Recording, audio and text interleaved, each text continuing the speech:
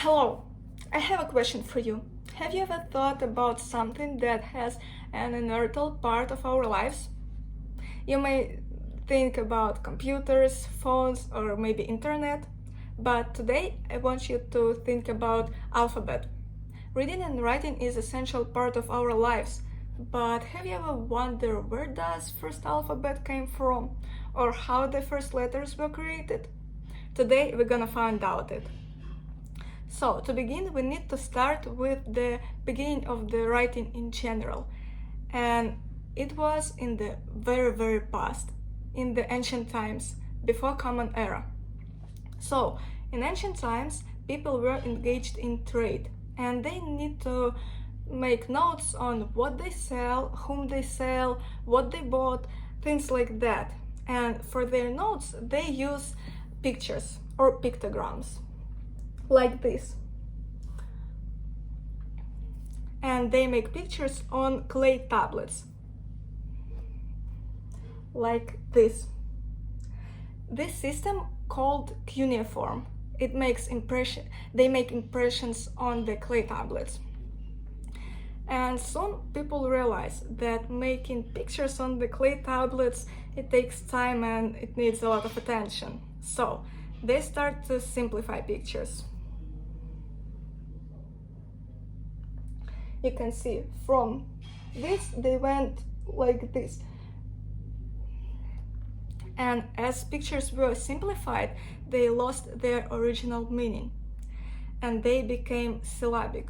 It means that they understand that a picture can represent not only an object but also the sound of an object, like this. I hope you can see this. Or like this. But still, these have hundreds of characters, and that was very hard to remember all of them. So this system was not very useful. So where does first alphabet begins? The story begins in Egypt.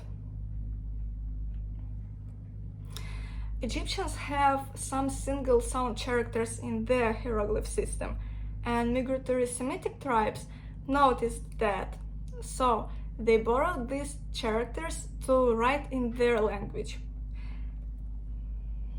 This is migratory tribes in Egypt. And these migratory tribes have their own kingdom. It was Phoenicia. Phoenicia was a trade hub center, so they were engaged in trade and they traveled a lot.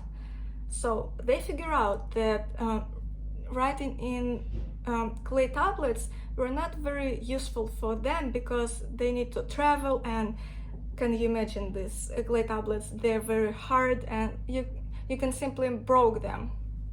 So they decided to use papyrus. And as they travel, their writings travels with them. So the other cultures start to adopt these letters, these characters, their alphabet. And the most enthusiastic adopters were Greeks.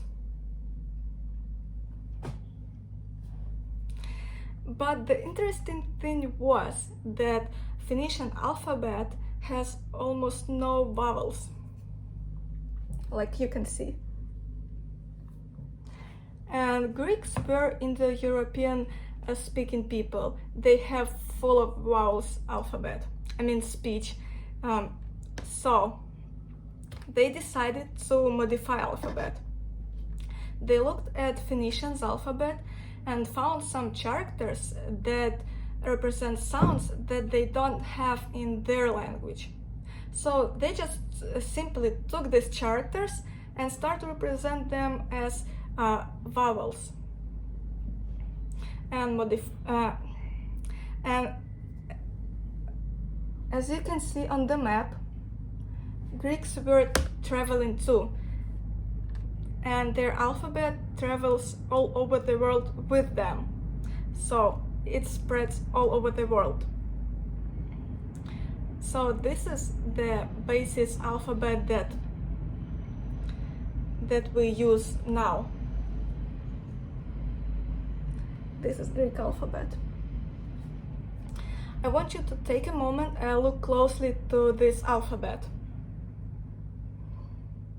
What are the two letters of it? It's alpha and beta.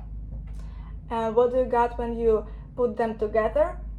Alphabet. So today we got alphabet. We went from the pictures, pictograms, to the alphabet, syllabic system, when each letter represents sound. Thank you for your attention and have a good day.